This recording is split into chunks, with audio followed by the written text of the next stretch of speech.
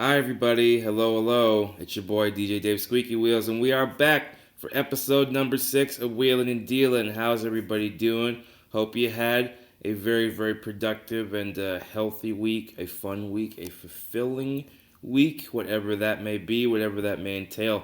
So, listen, I'm not going to waste too much time recording this in the morning, right before this episode's about to drop.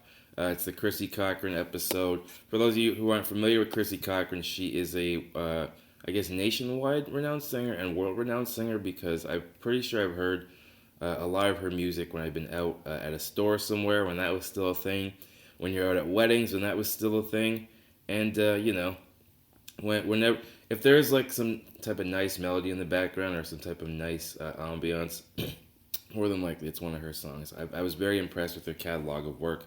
I met her because we did a Zoom show a couple weeks ago. I got to know everybody there. That was a really, really fun time. My first Zoom show ever, so I was very apprehensive to say the least. But when I saw her go on, I felt a lot better. So yeah, I'm not going to waste too much time. Again, my links are the same at Dave Squeaky Wheels on Instagram with a Z, Facebook Dave Squeaky Wheels, Twitter D Squeaky Wheels with a Z, and of course on YouTube on this channel. If you have access to this podcast, you probably have found this channel. So I'm not going to waste too much time. I had a really great time recording. She's a very, very nice East Coast girl. We talk about musical influences, childhood influences, and how they can influence your art. Moving from the East Coast to Windsor, how the cultural impact was felt there with all the cultural influences of Detroit and the surrounding area that we have in this lovely little metropolis called Windsor. So anyways, without further ado, I bring you Miss Crissie Cochrane.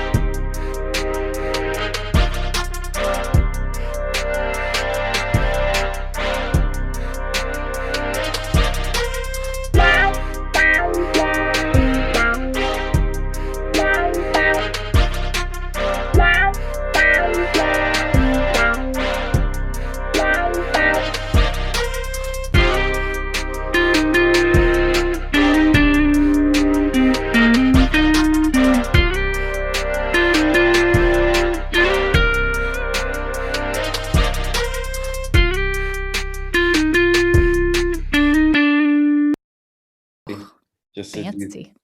Oh yeah, we're gonna be told why moms. Oh yeah, we did actually start recording. I thought I fucking pressed it, but I guess I did not. Anyways, hello everybody. This is Wheelin and Dealin, episode number 60.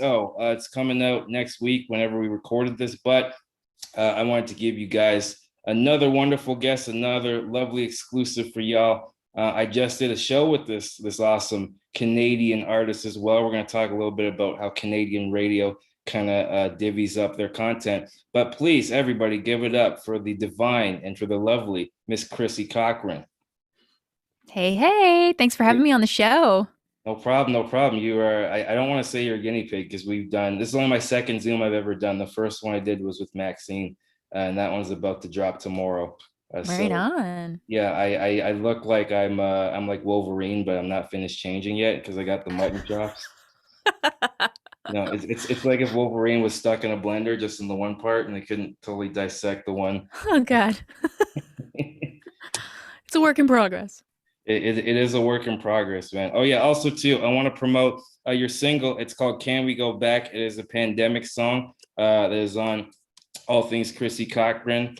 ChrissieCochrane.com. You're also co-founder and senior artist in the Windsor music label, the Soul City Music Co-op. It's a artist-owned music label, pioneering a grassroots model that fosters sustainable music careers. I did not memorize that. I'm just doing a bad job at reading that. I pretty much could have anchorman that. You could have just typed anything on the fucking screen and I would have read it there. Well, you did a great job. Thank you very much, darling. So here's the thing, just to give the audience some context. We did a Zoom show last weekend, and it was my first Zoom show. I don't know about you, but I was quite nervous because I've never performed for like a hall of faces or a wall of faces that is Zoom. And like, yeah, I would hear like reactions and echoes, but it screwed up my time. And I don't know if it was the same for you at all. Yeah, I think it's different when you're doing music because there's like a prolonged period of time that people aren't supposed to really be making noise. So it's definitely harder in doing comedy where like you want to hear people's reactions in real time, but you also don't want them to like step on the act. It's Yeah, tricky. it's I did see one comedy event that was on Zoom before, and they had like a whole pre-show that was like, here's the audio settings so that there's no echoes.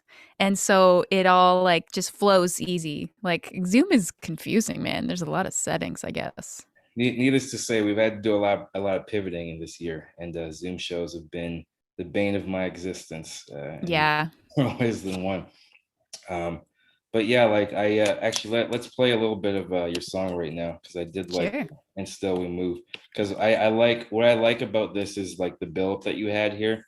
It's like it's a nice melodic theme, but it doesn't really put you to sleep. It doesn't lull you like a lot of R&B and a lot of jazz does. Hmm. I like the synthesizers too. Yeah,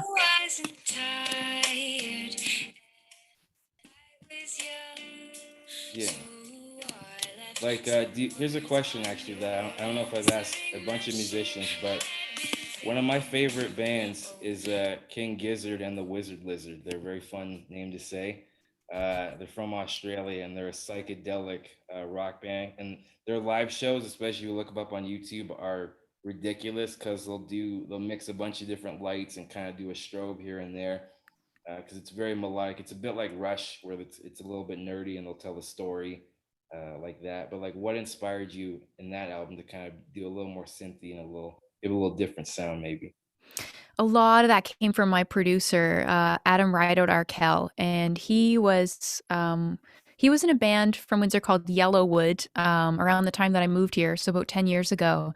And their music was really synth driven and just so creative and artistic and wonderful. And he had a really great ear for production, so that's why I enlisted him to work on the project. But the majority of the shaping of the sound comes from him and from my me doing my best to try and express what I wanted on recording because it's really hard when you don't know music theory to try and articulate what you want to hear tonally out of things. And when you're just used to being one person with a guitar, it's hard to imagine the whole band that goes on each song on recording. So it's really a lot of Adam's influence that made that record sound so cool. And I love like the intro on that song in particular. I think there's two or three songs on that record, Little Sway, where he added a really cool synth intro and just really, really great ideas that guy has. It's a little Billy Idolish as well too. I noticed like Yeah. 80s synth and just I like how especially like I feel like especially nowadays they talk about people's attention span with the 24-hour news cycle, how there always has to be quote unquote content out there. I'm a firm believer in quality over quantity though. Yeah. So to me, like when a song really hits, it's because it builds up and it fucking hooks you in. You know, Hmm. the hook should be the first part. It's like almost the first 5 seconds of when you're on stage. I didn't realize this took me forever to realize the first 5 seconds are crucial because the audience will decide subconsciously even if they're invested in this performance or even you as a person. And it's Yeah. yeah, it's hard not to take it personally, but like yeah, I like that you're very authentic and you like know your roots and your sound too, you know? Thanks, man. Yeah. It took me a long time to figure out my sound. I used to be a folk artist. When I first came to Windsor, I was still doing a lot of folk music. Oh yeah. This is definitely different. Yeah, I know it's okay. That was a bad pun for me. It's okay. Yeah. But getting back to the Zoom show and stuff, it just like hearing. It was good to see everybody together. The organization obviously does very good things. So I'm very Hmm. grateful for them just to even have something to do in this time. But to get back to like Canadian radio as well, for people that are, I guess, not averse in this, how Canadian radio works basically is you can have a certain percentage of the artists have to be Canadian or CanCon as they call it. So there's a specific people. At least it was when I was at CJAM, the Windsor college radio station. For those of you who don't know, You there's like literally an intern or somebody they throw back there, and they give them a bunch of these CDs or like a bunch of the music charts, and it's like go through this for 5 hours and see what happens, you know. And I was doing that as a high school kid because for one, there's no co-op that I was really interested in. Everybody would kind of go off and like do more of the trade stuff, or maybe if it was more business or more like math oriented or like tech oriented, that and something like that. I don't know, music was always just my thing, or like where I could just kind of dick around and be creative is always where I fluctuated towards. I don't know about you, like where did you always kind of gravitate to music, or was there is there another reason why you chose this form of expression? No, I've always loved music. Like when I was a little girl, we used to make little girl bands. No, no Just Spice like Girls for you? we loved the Spice Girls. It was Yeah, definitely like trying to like model the Spice Girls. So I feel like I've always tried to make music, and I think that's actually one of the main reasons why I like learned guitar was so that no one could kick me out of the band because I'd be the only one who could play an instrument. And and so I just kept playing music from there. And when I was in high school, it was like I was playing music to try to get guys, which is such a really. funny thing because that's exactly what guys do. Well, at that Were age, a you lot of were you a guys are. late bloomer, so to speak? I was a bit nerdy. Yeah. Like A when I bit was in nerdy. middle school, I was like, yeah, I was very much like teacher's pet and I loved Come, like Neopets. you kind of look like a hot Velma from Scooby Doo. Come to think of it, like if you took Daphne's face and like Velma's skin and Yeah. aesthetic, you know what I'm Yeah. saying? No, I've definitely got some serious nerd roots in me for sure. Thanks to no one, boo. Right. Yeah. So anyway, I don't know. I thought you were gonna say something. Sorry. This is how I know I'm getting wine drunk because I'm starting to enunciate the end of my sentences. Ooh, I like it. I wish I had wine. I ran out. What? This is gin and tonic with a fancy orange peel in it. Well, you're not drinking it out of an all-star baseball cup that you got when you were a 14-year-old fat kid. So boom. What? Jealous. He's winning that life. So yeah, tell me more. Like what it aside from like influence, because everybody asks that type of question. You talk about the nerdy stuff. Now, were you like dressing up? Like aside from like the Spice Girl stuff, like were you cosplay before it was cool? You know, per se a hipster of Mm, cosplay, or like did you read no, comics? Did you I didn't. Like, okay, so I grew up on the east coast of Canada, and my dad always chastises me for saying that it was like growing up under a rock. Like I just felt like so culturally isolated from everything. Like we had two or three radio stations. It was like before really much internet access, so we just had like a dial-up modem when I was in high school, and even like TV, like we mostly didn't even have cable. So I just felt like I had no idea what was happening in pop culture at all. Didn't know anything that was basically your cool. life was how Americans think our culture is? Because it's like, oh, Canada, they're like 20 years behind us, blah blah blah. And it's like, no, man, Yeah. we got the same TV as you. Yeah, Not yeah, at no, all. but it was like I mean, I grew up in what's actually a village of about 1,000 people. Really. So it's I mean, it's in a string of little communities. So and it's an hour outside Halifax, but we didn't go to the city very often when I was growing up. So yeah, I definitely felt like there wasn't a whole lot of like stuff that influenced me. Like I just mostly heard the music my parents listened to and like what music my grandfather would play when I'd go to their house, and that's like kind of it. So, oh, I guess like okay, I should say once I was in like high school, like emo music was huge, Really, and the I would just eyeshadow. like what? Oh, well, lots of Eyeshadow. heavy eyeliner, the black eyeliner all the time, and all the good emo bands. I adored them, Yeah, and I actually, when I first started making music, it was kind of punky. Like I was listening to like a lot of like alternative kind of punk bands. So like everything I did was like power chords. Like I learned a whole bunch of Blink 182 songs, and like all the first shows that I ever played or went to were like punk shows at the fire hall in the next town. Like funny how I feel like I've gone through so many different music communities. Like I started out kind of in that like underground Canadian punk scene, and then kind of got into Halifax where it's very much like singer-songwriter. And then I came out to Windsor and was like, oh, R&B, soul, jazz, like all of these genres of music that are like a bit more worldly. And like I didn't even know that Motown was Detroit. Like I knew nothing. I And then I was was like, gonna this say, is the music. cause like Nova Scotia has like a secret black community as well. What people don't know is that that's where the Black Hockey League started in like the early 20th century.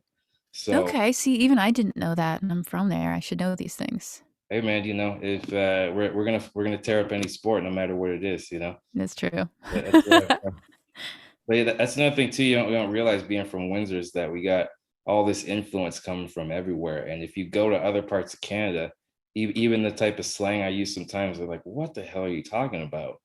Like it doesn't commute because we're so influenced by Michigan and like our surrounding area. Like Hmm.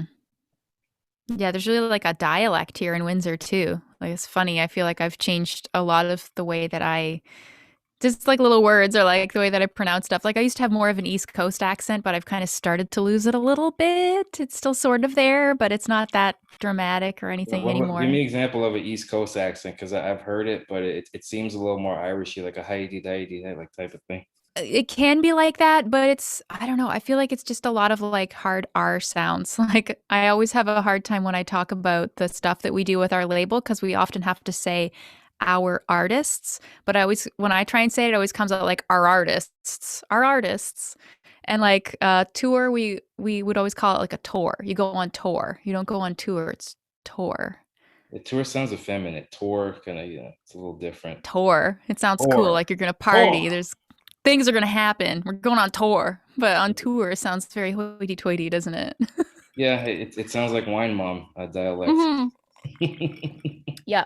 Yeah, I don't know. It's funny, like little subtle stuff. Like I feel like I part of being a singer, I think, is that I've always tried to like emulate other people's voices. And I think that I subconsciously do that with speech as well. That like I kind of try to emulate the voices of the people that I hear most often. Like even if I'm binge watching a TV show or something, I might even start to notice that I'm kind of talking like my favorite character or something in the show. It's weird. I probably shouldn't do that, but It's probably weird around your spouse or the people that love you because like, why are you talking like they would notice it. Yeah. yeah. No one's ever called me out on it, but I've definitely, I can tell. I know what I'm doing it. Yeah, you're like, are we talking to Crissie or are we talking to fucking, the person from that? Yeah. What was the name of the girl from Dexter? Like, I feel like I remember doing her for a while. It's weird. Yeah, But well, anyway.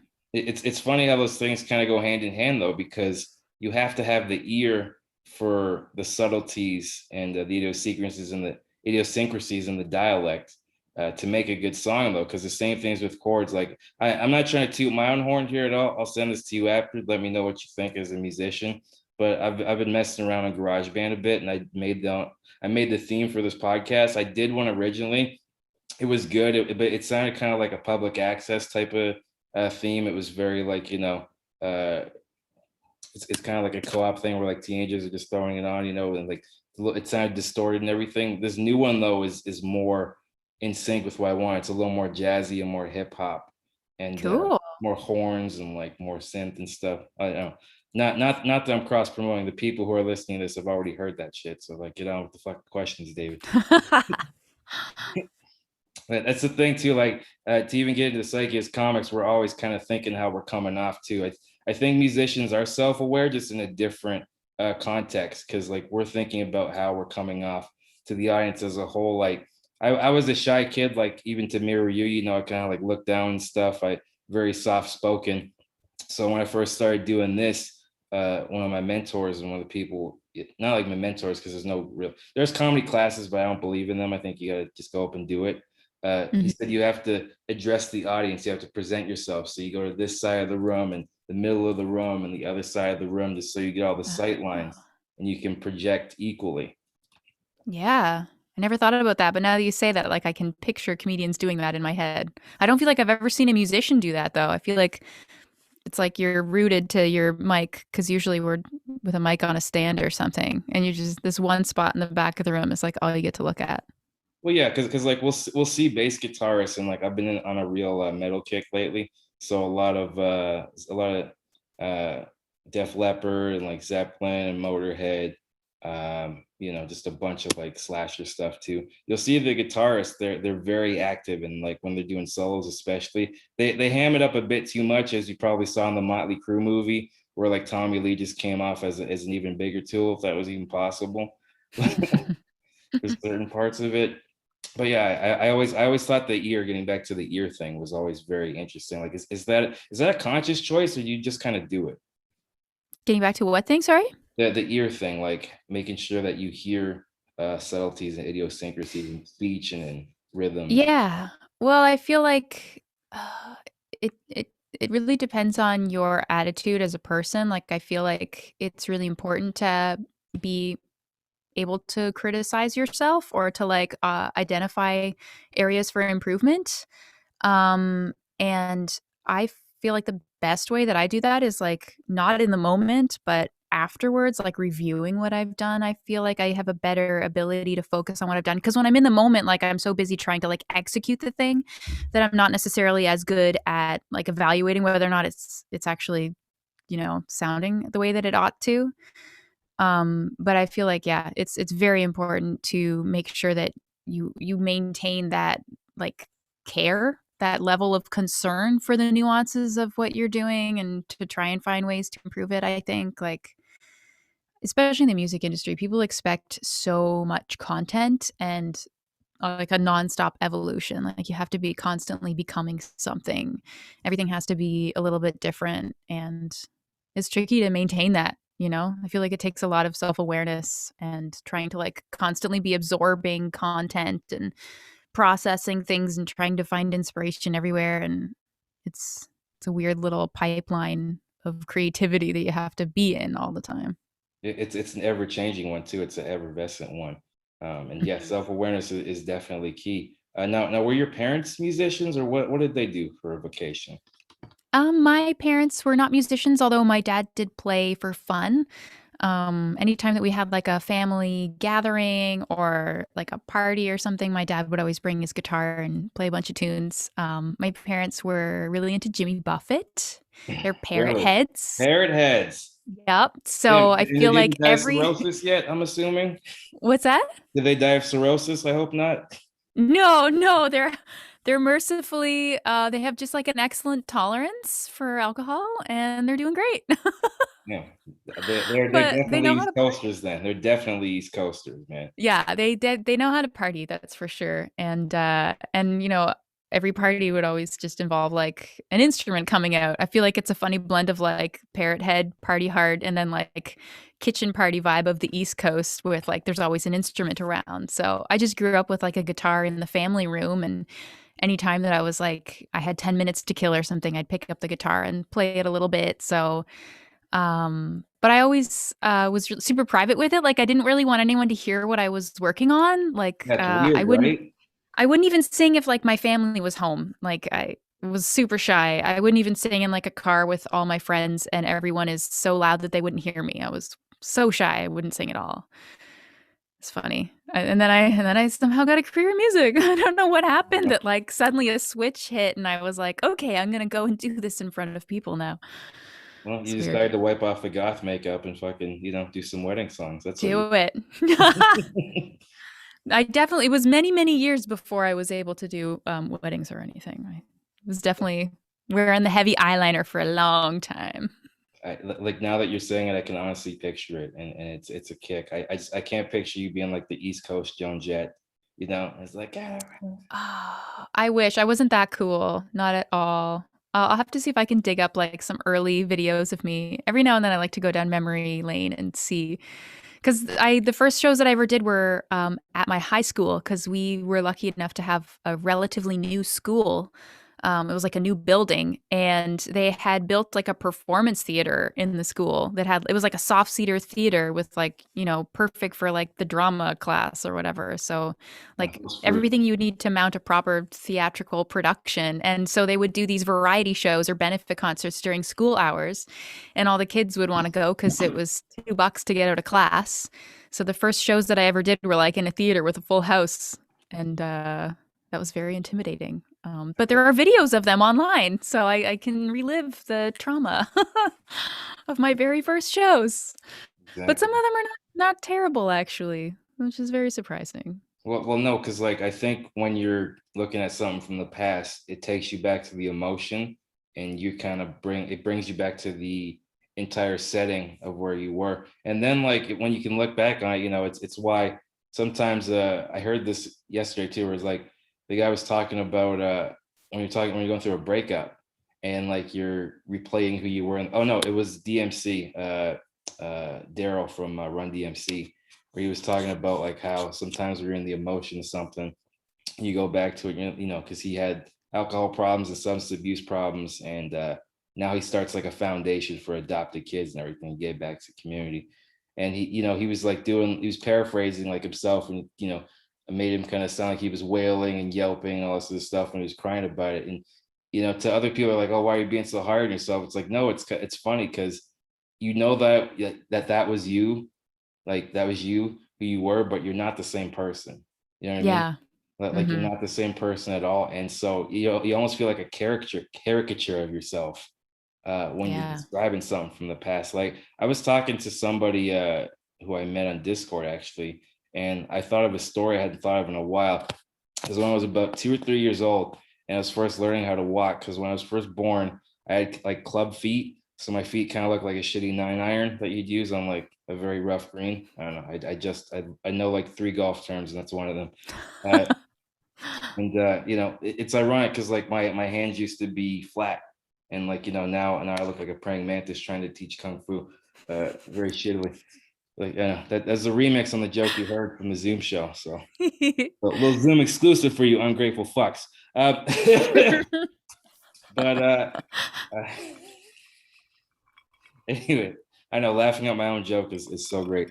Um, but anyway, so my feet were kind of inverted, and Dr. Deborah Bell out of Philadelphia, go Birds, go Eagles, and what she did was when I was first born, she took a rod and like stuck it up my foot just to kind of straighten them out, and they removed the back bone from like where my ankle's supposed to be, like the ankle.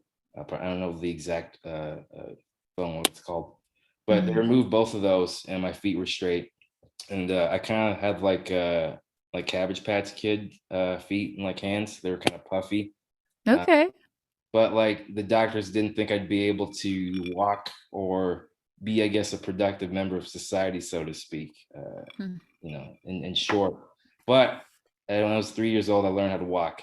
I just got up and started walking one day, and this is like it's like a weird memory I forgot. That's why I brought up the Wolverine thing, because if you remember in the movie, he had flashbacks to before he had the adamantium claws put in. This is my nerdy shit, so fucking touche to you. Uh, this is like my little memory because I remember being up, like standing up from my seating position, and it started moving. And my grandmother had this bookcase that she'd keep all her old books and like movies in. And I remember going, I guess I went face like head first into it, just smashed like right through it. And, you know, my mom was Oh my freaking out. god. I think my aunt was there. There's a few members of my family. And there's not one scratch on me, like not a single Wow. scratch. I like literally, it could not have been as more poetic or as I guess more like a movie as you would have anticipated, because they just helped me back up, sat back up on my feet, and I just went about my day. They just cleaned up the glass, and to this day, her bookcase does not have glass in it. So Did you break the glass? completely broke it. Completely broke it. Oh my god. Like it was completely shattered. Like I don't know the pressure point that I hit, or like where I hit. From what I can remember, it was kind of in the middle, but like I kind of like hit the bottom a little bit. So maybe the trajectory of where I hit, but it had something to do with, I don't know. I'm just making shit up at this point. I remember the feeling, and I remember I was up and then I was down. There was glass everywhere. That's wild that you remember that at age 3. I feel like most people's first memories aren't that young. But then Yeah, again, yeah. that's like quite an impression. Like that's a thing to remember, you know? Don't ask me who won the World Series that year, like who was in office, Well, but you're 3. Yeah. yeah, yeah, imagine if I had like a Mulrooney flag. That's tight. Sitting there with my Barney shit. Yeah, but I think where I was going with that meandering story even though you were so captivated. So because it's No, as a mother of a toddler who has broken glass things very recently, I am quite riveted. yeah, But yeah, you were talking about like, caricatures of yourself and how like it doesn't even feel like it's you, when you recall these things.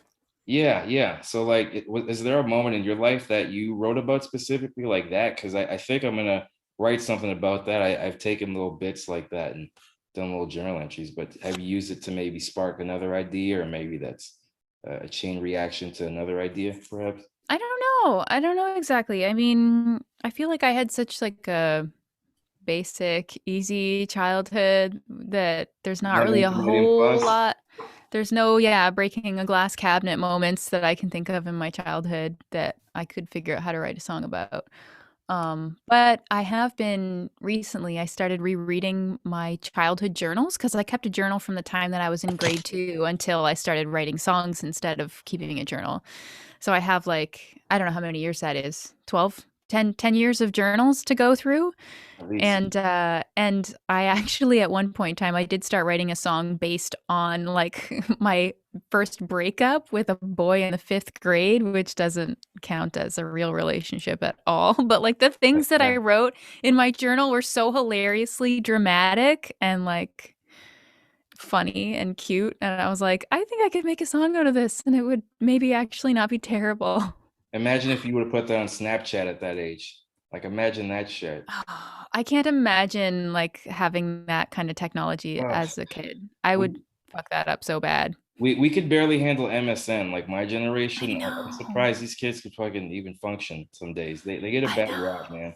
They I really have do. no idea how I'm gonna navigate that as a parent. I'm just like how to raise a child in this day and age is crazy. Is this your first kid?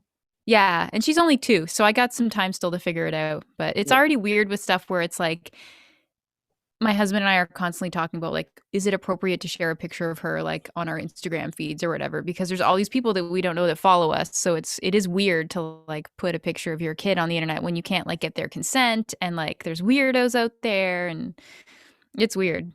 You should give her like her own private page, like how some people give their dog an Instagram page. Not saying that's the equivalent. Yeah, yeah, yeah. No, I know. Yeah, we've done like there's like they make like a close friends kind of thing on Instagram that you can customize and they have that on Facebook too, but still it's weird. She's so cute and I wish I could share her stuff cuz actually she's been writing songs cuz me and my husband are both musicians, so we're always around music all day and she's written a couple of silly, very, very brief little songs. And then my husband has recorded her singing just like into a phone. And then he brings them to the studio and like produces them into like full tracks. And they're so cute. But I feel like I can't share them with people because it's weird. I'm like, it's just so cute. Like, it would be weird if it went viral or something. I don't But know how I what would if she feel about just that. likes writing hardcore like Ice Cube gangster rap lyrics? Well, I if need my it's toddler. authentic, it's cool. As long as it's authentic, it's fine. She can do whatever she I'm wants. picturing just a baby with a 40. It doesn't have to be your kid, but there's just something funny about that to me, even if you Photoshop it in. Oh man. She's so funny. She calls alcohol honk a honk, which I think is like the perfect name for alcohol. It's the sound you make the day after for sure. Oh yeah. Yes. Yeah. Honk a honk. I love it. It's awesome. Yeah, no, oh yes, I actually when did you move to Windsor? Because you say you're from the East Coast, and Hmm. like did you meet your husband here, or like how did that manifest, and like what brought you to this lovely little slice of heaven that we have Yeah. around here? I came here, it'll be 11 years ago this year, and I met my husband when I lived in Halifax because he was in a band called Mishu that did a lot of touring. And my roommate was a booking agent. So my roommate would, book their shows and then they would need a place to crash. So they'd come and crash at my place and throw paper balls at my cat until it attacked them. And then they would let my cat out and then I couldn't find it in the morning because it was an inside cat. What? Wait, Um, hold on a second. Like, was there okay? They're throwing like paper balls, like homework, or just like shit they writ. What? just Yeah. shit. Just like just to Why? antagonize a cat into What type of friends attacking did you someone have, man? else. I'm not, What? but I'm not saying it's not funny, but damn, why you fucking, they gotta entice a little cat, you know? He barely, But cats are always the shittiest roommates. I don't know. Maybe Oh I'm God, being yeah. I have biased. a feeling he was just being shitty to begin with, and then they decided to like egg him on a bit or something. And then anyway, it ended up with someone letting the cat out, not realizing it's an indoor cat and you can't let it out. Remix to the And Baha Men song, "Who Let the Cat Out." who let the cat out? Hoo hoo. I found the cat though, very luckily, in the morning under a parked car nearby, with the front door still wide open, like the cat could just walk right back in anytime. But anyway, story goes, I don't think it was my husband that did that. But so they would like my husband's van would always come and crash with us. And then one year I got a tax return, my first ever tax return. And I was like, I'm going to do something with this money. I'm going to go to Windsor, Ontario. Because at The that point in dreams are time, made. Fog had just become Canada's best music venue in Canada, according to CBC Radio 3. And there was like a big music festival happening here.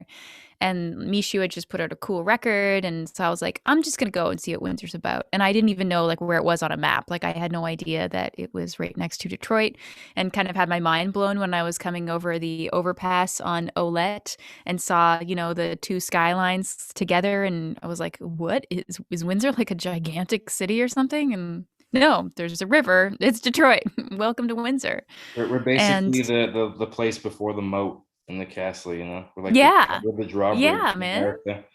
Yeah, and I loved it right away. Like I just fell in love with Windsor, and I always had wanted to end up in Ontario because I had toured in Ontario and I loved how so many cities were such a short drive away from each other. Because being on the East Coast, it was like you would drive 5 hours to get to Fredericton or something, and it's not even a bigger city, it's a smaller city. And so it's a lot of driving and there's not a lot of people. So the idea of like Southern Ontario, like millions of people, and they're just like an hour's drive away from the next big hub.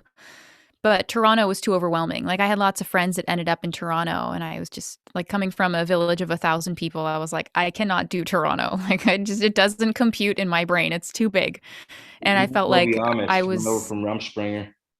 yeah, no, that's probably actually a good comparison because I feel like I really was very naive and I didn't have any idea how to like exist in a city of that size. And yeah, and Windsor just appealed to me. I was like, this is better. I feel like I'll be a slightly bigger fish in a smaller pond. Whereas in Toronto, I think if I had have gone to Toronto, I wouldn't be making music now, for sure. I would be like a barista or something. Some minimum wage service job would probably be all that I could have time and energy to do. Yeah. Yeah, and plus, like now, we don't need to be in this exact city to create. You can kind of be mobile and just be anywhere. If there is a silver lining to this last year and a half or so, it's made people downsize a bit more and have to think more about truly what their priorities are, and uh, Mhm. be pragmatic and altruistic in terms of like what their goals are. Because I think that's why you're seeing so many. There's a lot of reasons for that. Obviously, now I don't know who the fuck knows what's gonna happen a week from now. This is this is coming out next Yeah. week. Who the fuck knows? But if anything, it's given me a silver lining. Like I spoke about on last week's episode, I just moved into this place, going on 2 years now, like in November, and I would do it 10 times out of 10 every single time. I maybe with a different year though, very, very different year. Just so I could like do my thing. But either way, it led me here. It led me talking to you, led me talking to everybody else. So you have to look at things that way. I could sit here and fucking Mhm. well.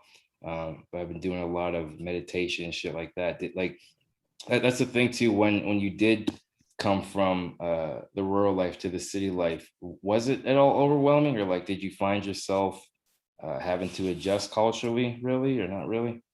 A bit. I mean, when I was in grade 12, I started trying to get to the city as much as possible. Like I started playing my first gigs in the city when I was about 16. So, by the time I was like 17, 18 in my last year of high school, I was like taking every opportunity to go to the city and see shows and play shows. So I had like a good idea of what it was like being in the city, and I loved it.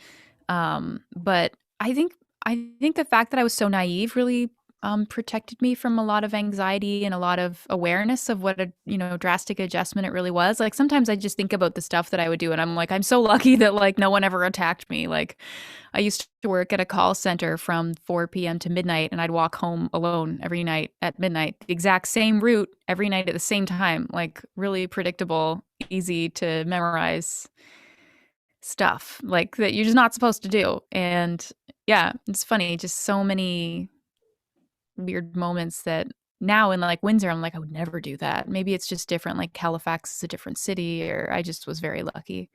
Well, I had no also you're idea. familiar with the area too. It's very different. And also, just when you brought that up, I was thinking that's who you look like. Did you ever watch the show Seinfeld? Hmm. Sorry, not Seinfeld, Smallville. God damn it. Hey, I'm drunk. I think I did watch Smallville, but I don't know if I'll remember anyone in it. Who do I You look have a like? bit of a Lana look to you, like a Kristen Kruk type of Lana look to you. I don't remember who that is. Lana, who's Lana? She was Clark's main love interest, and she kind of looked a little Asian-y, but What's like her last name? Do you remember? Is she like the Kristen sister Kruk. of? Oh, the actress. Yeah. Yeah, Kristen Kruk. The other one was the one who did the sex cult. Did you hear about that shit? Mm-mm. Mm. It was the girl that played Chloe. Shit, I Hmm. have to look her name up. But yeah, she like it wasn't like an Epstein thing or anything like that, but like she like basically recruited these people for like the sex cult, and they just got busted, and Oh like my there's this god. bad thing. And I think the guy who played Lex Luthor was on another podcast, and they asked him about it. And he said, "No, I never knew about it," and stuff like it. He just showed up, and he was nice, and people in the comments were like, "Yeah, sure you didn't know," and blah blah blah. But I'm sitting here going, obviously you know who you work with day in and day out, but you don't know Mm-hmm. everybody's personal life. You know what I'm saying? Like you know who they are on set and who you are, but it's Right. I don't know where I was going with that. You just look like Kristen Crook. Sorry. I'll Okay. take it. I feel like I've been I get so many funny or like just very different comparisons. I can't remember any of them. Although I was remembering the other day how my cousin once said that I looked like Audrey Hepburn, which I think is not accurate, but I wish it was because that's really cool. Maybe with the eyebrows I could see and the eyes, but nah, It's the dark eyes. That's about it. perhaps. Maybe that's it. I don't know. I don't look like anybody else. I like You're one being of a kind. exactly. I take a rip, you take a sip. Mm-hmm. Maybe we'll call that the up rip and sip. I like it. Yeah, yeah. That'll be one of the tags. Actually, I want to flip the script on you. Do you have any questions for me? Because you know we're artists in the sense we do something very different, but I find a lot of common ground sometimes more with people who do something outside of the realm of what I'm used to, who maybe just rely on their words or like the written word rather. So yeah, do Mm-hmm. you have any questions for me? How long have you been in Windsor? How did you come to Windsor? Born and raised. I Were you? my mom's from here, but my dad is not. My dad is Jamaican, and yeah, he had me when he was young. He was like 19, 20, and my mom was a bit older. She was like almost like in her 30s around there. So yeah, they were supposed to have another kid, but she miscarried that kid. And then Mm. Jamaica is obviously known for their outstanding healthcare. It's top notch, clearly. And so when they found out that they didn't know exactly what was wrong with me, but they found out that there was going to be some complications with the baby. She decided to come up here. So Mm. she, went to Grace Hospital. Had, got long but not forgotten Grace Hospital, and Yeah. yeah, and then like I said, they're my mom's actually an artist too, and like my stepdad's a vendor. He like, sells African art. That's the piece that you see behind me right there. Oh wow. That's beautiful. Yeah, that's a mother holding her child right there. Oh, Kind of carry him I on the love back. it. It's kind of like what kangaroos do, but like on the ass or like the Yeah. shoulder. Yeah, I like it. yeah. So I don't know. Like, yeah, I was born here, and like the people are decent. I feel like even when I go other places, like there's, it annoys the shit and frustrates me sometimes living here, but like my heart never leaves here. And I was watching the movie Orange County. I don't know if you saw it, with Colin Hanks and Jack Black. No, I don't think I have. Okay, well, like it's not the best. It's like an MTV movie from the early 2000s. Looking back, some of the whatever it's dated because it's an old ass movie, but he's like this surfer kid, doesn't really care. Like parents are divorced, just kind of going through it. His mom's a bit of a degenerate, uh, barely there, like, wine drunk. He's like, she married rich, and his dad's just not there emotionally and stuff. So one of his friends died, and he picked up this book in the sand, and it was by Marcus Skinner. That was the author in the movie, and he's like this renowned author. Like I said, it basically encapsulated everything it was to be a teenager, like the confusion, the horniness, the angst, everything associated with that time period in your life. And what he said, like, basically, long story short, the end of the movie ends like this, where he wants so badly to go to Stanford and to go to the college that he wants to, because he thinks if he goes to that specific spot, he will achieve his goal. And A equals this. It's like the underpants gnomes in South Park. They have, like, we got the underpants and we have profit, but we don't have the step in between. and for Colin Hanks's character, the step in between, when he's talking to Marcus Skinner, the author and professor as well, we found out, was you don't have to leave your place where you were born, or the place that you call home, in order to have a home. You know what I'm saying? In order to be home. Home is wherever you want to go. I mean, like you said, James Joyce, even though he left Ireland, his heart didn't leave it. They just named a bunch of people throughout history. I found it compelling, because I think, especially in our world now, we're so obsessed with commodity and clout and fucking getting likes and just getting all this outside exterior approval. We don't realize what's in front of us, and we don't realize that the communal influences that you can have are more enriching. They're more enriching than you can get in just some bigger cities. So the fact, like, when I read your biography, that's why I like that you said, no, I'm a Nova Scotian born, because you acknowledge your roots and you don't want to run away from them. So many people are quick to just run away from it, because either they're embarrassed by it, or they feel like it's a slight at them. And it's not. Yeah, was I making sense? I feel like reinvention. Yeah, no. Yeah, I feel like reinvention is a huge thing, or like taking on like a character almost, where you create like a new story for yourself. Kind of feels like the way that a lot of people might approach trying to get celebrity or something, but I'm not that person. Like I like where I'm at. Like I like the kind of career that I have right now, where I'm keeping a roof over my head. So I feel like I have like a really basic list of things that I want. I want to do a thing that I like. I want to have a family and a home, and have like enough money, like just enough to like get by, maybe save a tiny bit. Yeah. Like just a like lower middle class lifestyle. Like that's like all I've really like aspired to, because I feel like in the music industry, that alone is really hard to achieve. And I feel like anything higher than that is just a bizarre world of expectations, and like you're not your own person, and everyone wants something out of you. And it doesn't feel like art really matters, and it's just like all corporate bullshit. And I just don't want to be in that world at all. Like I like that I'm just like self-managed, and I get to call the shots. If I feel like I don't want to do anything for a couple of months because I'm like bummed or whatever, or I just like can't deal with social media for a while, like it's fine. Like no one is shaking me down or knocking on my door and saying, "Are you dead?" Like no one cares. It's fine. Like I can have radio silence. And you want to know why you're like that, Crissie? Because you're nice. You're a nice East Coast girl, but you're real as fuck, which is good. Aw, well, thanks. I like that. Yeah, I know. It's okay. I'm totally not going to compliment you the second half of the show. It's just going to be all negativity. Okay. I'll just ride on that one. For real. I feel like Nova Scotians are like, okay, like case in point, like the pandemic. Like I feel like the pandemic is making me it really validates my belief that people from the East Coast are like really nice, because the case rates have been super low out there. And I feel like it's because people are like really good at following the rules and stuff, and maybe they could just polite the virus away. It's like, oh hey virus, sorry, Yeah, well, like I feel we'll like send you over to the trailer park, boys. Please God, entertain us. I wish. No, yeah, I feel like my parents are out there, my whole family is out there, and I'm super happy that they are, because I don't feel like I don't really have to worry about them as much. It's great. It's funny. My mom will be like, "There's 10 new cases in the province today." I'm like, "Have you looked at Windsor's numbers?" Yeah. I think we conflate that with Toronto too, because we're so close by to them, and Yeah. we live in an ecosystem as well. It's gonna happen. Mhm. It's gonna ride through. Like, I'm optimistic because I see other states opening, I see places opening, and I think Mhm. if there is a plan and not hysteria and where people here's my biggest problem with this whole thing, because I'll get off of it. There's so many people that have opinions and shit online, Right. and so many of them are misinformed on both sides, and it annoys the shit out of me. People are harping on what you can't do and what you shouldn't do. Where's the damn solution?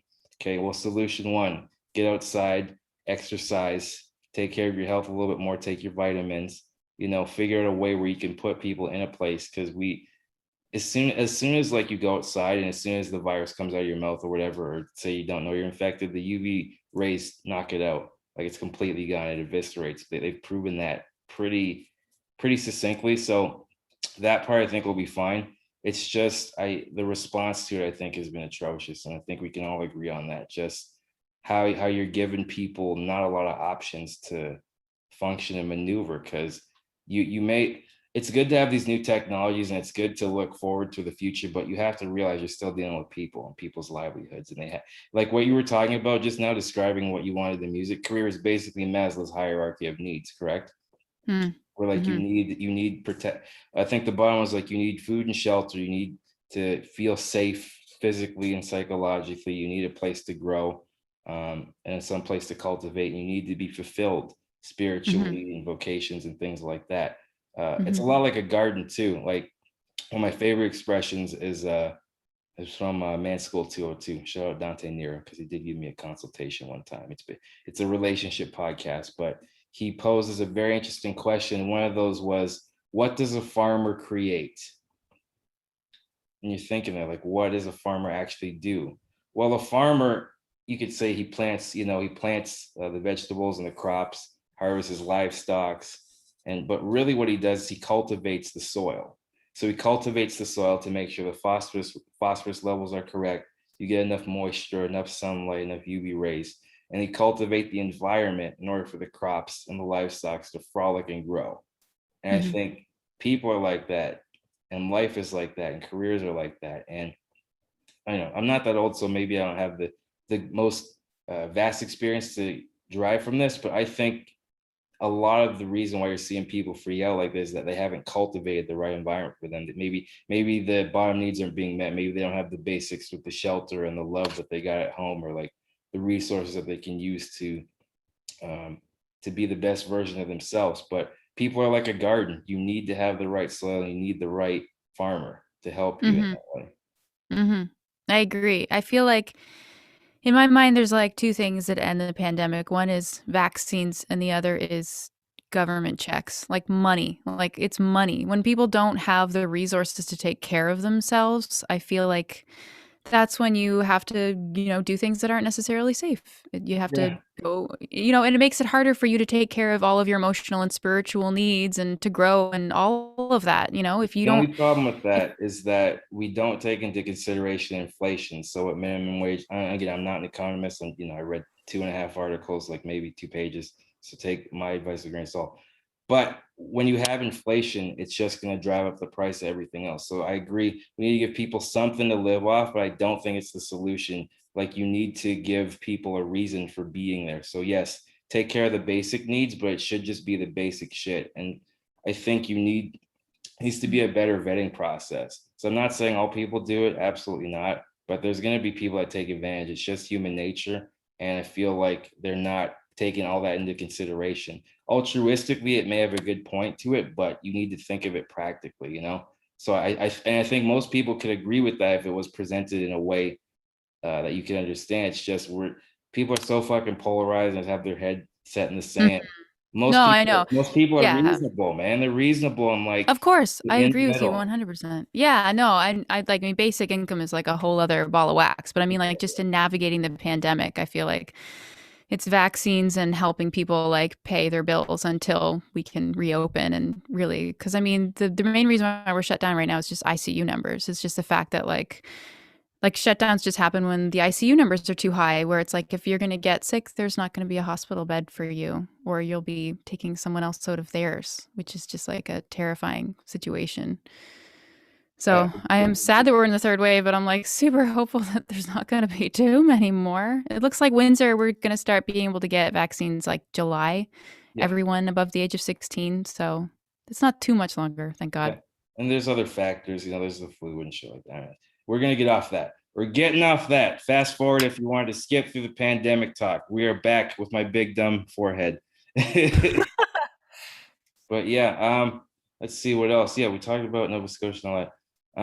Yeah, like what I don't know, you know what? Let's do a little bit of music because I know Would love to. yeah, I know you have a little background. It does look like you're in a dentist office already. So give us This is hilarious. This is just like this is actually floor soundproofing stuff. really. It's like a floor underlay. We just like used it as a wall treatment in our basement because it's where we do all of our recording.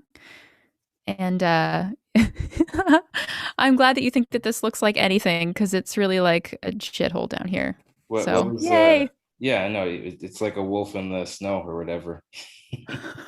Something abstract. Yeah, I like it. Yeah, no, it's beautiful. Like did you just renovate your house like just to No, we don't have that kind of money. So we just put up this soundproofing carpet on the walls and like insulation under those tile things up there in the basement. It's very basic. We get water in our basement all the time actually. oh So we really? haven't really finished any of the rooms down here and everything is on cinder blocks or on like steel racks so that nothing gets ruined. I know. It's very sketchy down here. But it works for making music. Hell yeah. And yeah. And yeah, I'll play a song for you. Yeah. Yeah. This song I will preface by saying was born out of the pandemic, out of us just being at home and wanting to like collaborate with other people because a lot of the other folks that are on the Soul City record label are people who just make their recordings at home. So we just had this tune kind of like bouncing around through a few people in the co-op, and then it landed to me to write the top line, so to do the lyrics and the melody for the song. And so it's my first time ever co-writing with other people, and it was really cool that they entrusted me to like decide what the song was going to be about and like be the person to put it out and kind of reap all of the the rewards of their labor, although they of course get cuts in the song because that's how that works. Oh yeah. Yeah. Royalties, baby, and not just Kate and Harry. Well, I can't Technically. say that I'm really going to the bank with my royalties just yet, Okay. but it's the thought that counts. Yeah, yeah, like I said, start playing and I'm gonna grab some wine. So I will be just a sec Okay, yes. Okay. for sure. And what is this single? It's called Can We Go Back? Can we go back? And that is no, the remix should be We're Going Back. We going back. I dig it. Here, I'm just going to turn my mic downwards a little bit so you can hear a little Sure. more of my guitar. There. All right.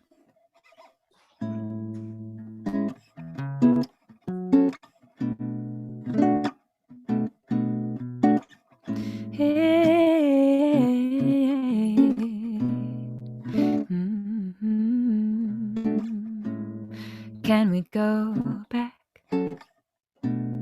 Can we go back to the way that it used to be? 'Cause I used to feel so free.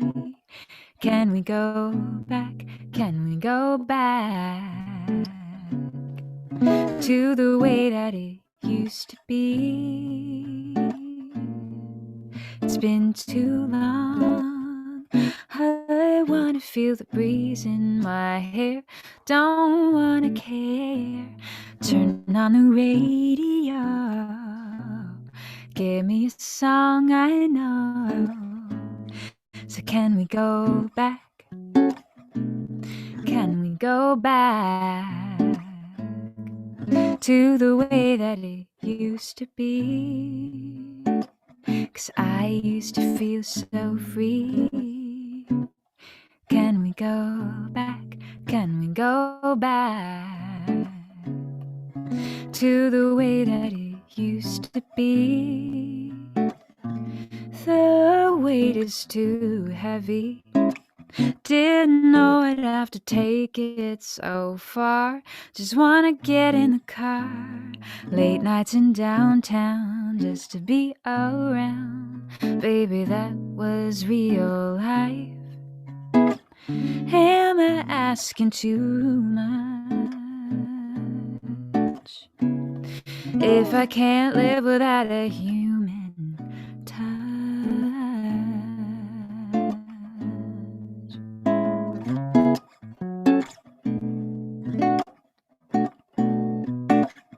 Hey, hey, hey, hey, yeah. So can we go back? Can we go back to the way that it used to be? To the way that it used to be. To the way that it used to be.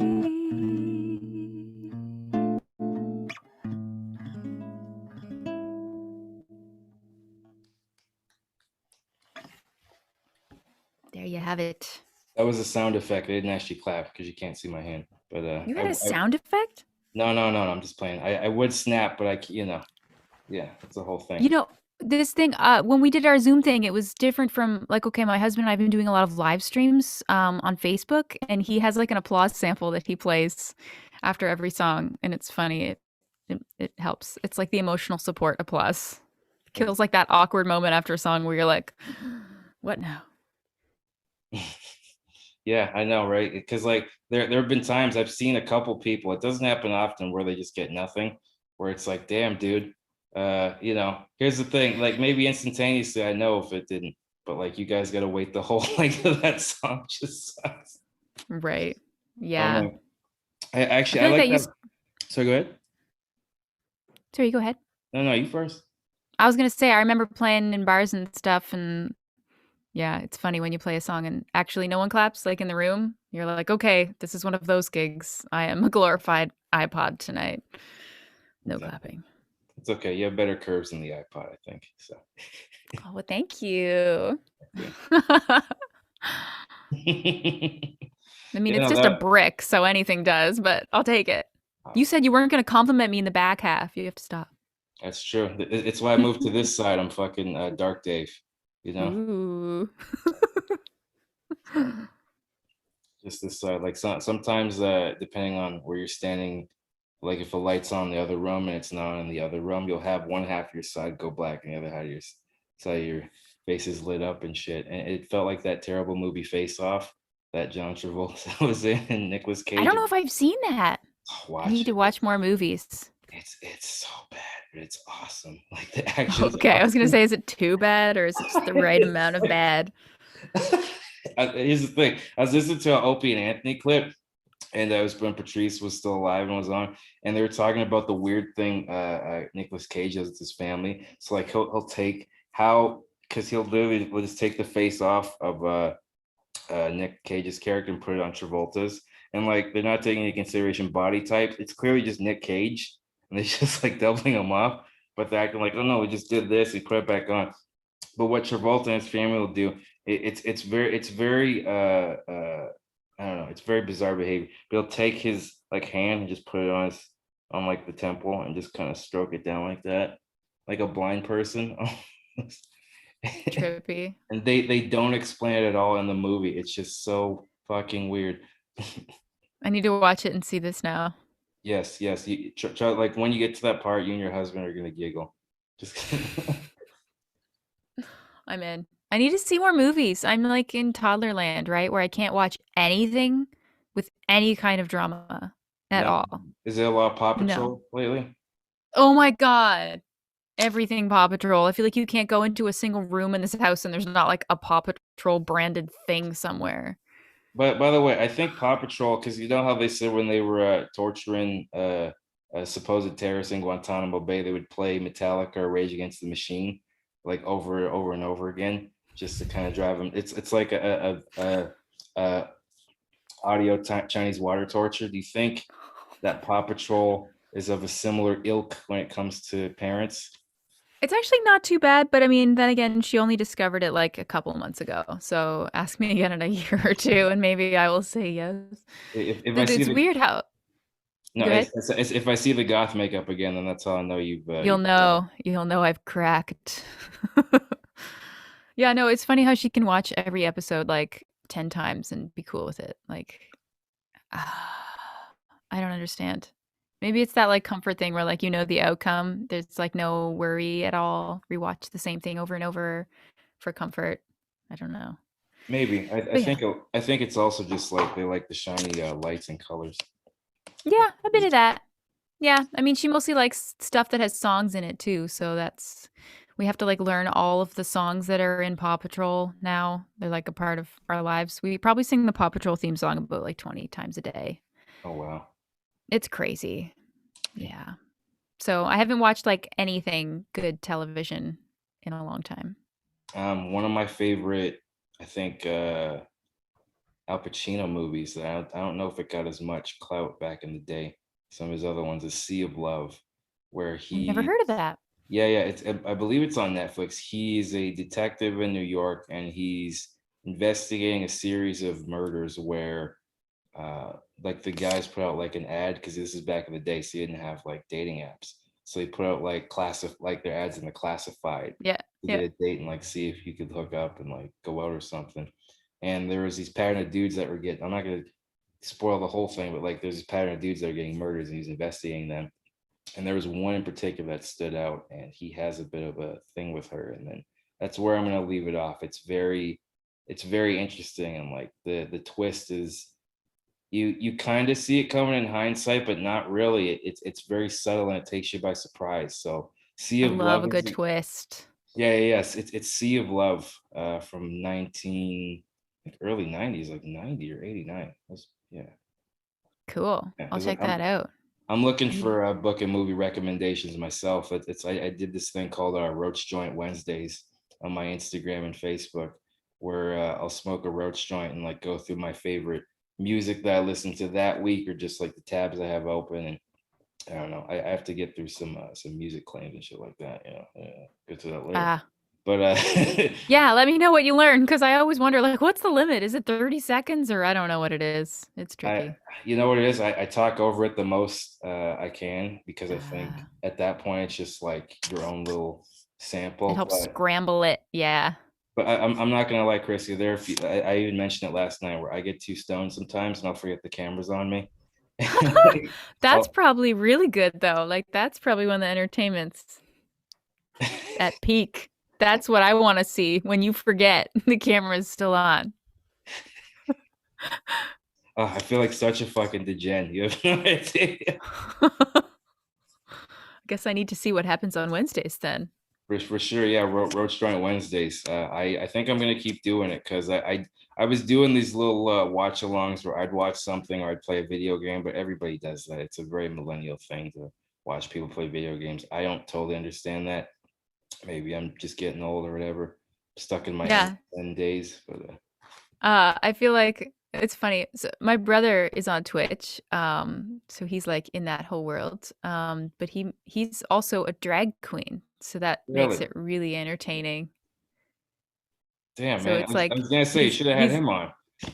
yeah, honestly, he's streaming like nonstop. Like I feel like he streams about like 15 hours a week Did you guys or borrow the same more. eyeliner, or was that a point of contention in your house? No, man, this was like a new thing for him. Like I haven't lived with him since I was like 16 and he moved out when he was 18. So like this is like a whole new side to him that like I've never known before and it's just like really amazing. Like he only just started doing drag like a year or two ago. He was on Twitch just like as a gamer, like, you know, like everyone as you do on Twitch, you're a gamer.